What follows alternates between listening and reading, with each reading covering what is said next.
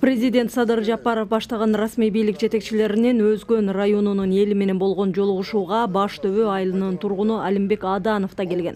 Айтымында элдин көптүгүнөн жыйын 2 этап менен өткөн. Кече мен келдим жерде биздин президент Садыр Нуркожоевич компромат маселеси боюнча элдерге маалымат бергени келген экен. Мен өзүм да жеке Баш Төбө айыл өкмөтүнүн депутаты катары келип катыштым. Жарандарды толук эле кабыл алды деп айтсам болот. Неге дегенде биринчи жарандарды киргизгенде чындыгында залга батпай калды элдерчи. Андан кийинки немеге Садыр Нуркожоев өзү тапшырма берип, батпай калгандарын дагы киргизип, аларга да түшүндүрөбүз деп бизге биз биринчисинде кирген үчүн толук маалыматтарды берди бизге. Жыйынга жергиликтүү тургундар көбүнчөсү Кемпир Абад суу сактагычына чектеш, Төрткөл, Баш Төбө, Кароол, Кызыл Октябрь жана Куршап айыл аймактарынын жашоочулары, коомдук жана жарандык активисттер катышкан. Бул жерде ал бардыгы эле кирди. Кир деген кишилерди өздөрү кирбей койду. Экинчисинде дагы жыйын өткөрүп атканда дагы кирбей коюшту. Анан алардын ой максаттарын так билдик. Ал туура эмес ойдо келген кишилер экен. Ошол бардык маселелерди Өзбекстан менен болгон мамилелерди, жер аянтчаларын, анан ал Кемпир Абадтын маселелери бардыгыны биз жакка мындай чечкендигин бардыгын айтып түшүндүрүп, элге түшүндүрүп берди Садыр Нуркожоевич өзү. Ал жерде бир 100%ден бир 97% ыраазы болду. Ал жерде эми 3% эл деген баягы айтып тамам ар түрдүү ой менен келген, жаман ойлор менен келген элдер. Мамлекет башчысынын эл менен болгон пикир алышуусунда соңку күндөрү коомчулуктун көңүлүн буруп жаткан Кемпир Абад суу сактагычына байланышкан суроолорго кезек берилген. Ынтымакчылык болмоюнча мамлекетибиз эч качан өнүкпөйт. Кыргызстанда сен тарапташтарың, мен тарапташтарым деген менен болбойт. Баарыбыз бир кыргыз элбиз.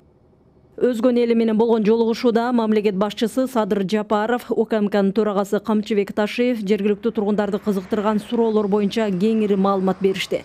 Анын ичинде Кемпир Абад суу сактагычына байланыштуу да. Кемпир Абад боюнча бүт карта менен түшүндүрүп берди. Неме өзү дагы Садыр Жапаров, Ташиев дагы. Ташиев указка менен карта менен түшүндүрүп берди. Жанагындай слайд менен. Эл түшүндү, бардыгы эле түшүндү. Түшүнбөгөн адамга да түшүнүктүү болду. Ошо кайсы жерлер алмашканын только Кыргызстандын кызыкчылыгы үчүн маселелер чечилиптир. Мен кирип уккан маалыматым боюнча Кемпир Абадтын суунун деңгээлин 900гө чейин түшүрөткөн, 908ден. Ошол түшүргөндүн негизинде Кемпир Абадтын айланасына жайлашкан айыл өкмөттөр бар го. Ошолордун жарандары пайдалануу үчүн 1250 гектар жер бош эткен да.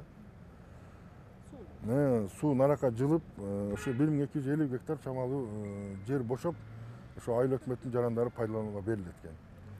Андан сырткары эле ошо сууну пайдаланууда балык кармоого, ошондой эле кайракы жерлерде, тегерегиндеги жерлер. Ошолордо суу тарттырып пайдаланганы толук мүмкүнчүлүгүбүз бар экен да биздин.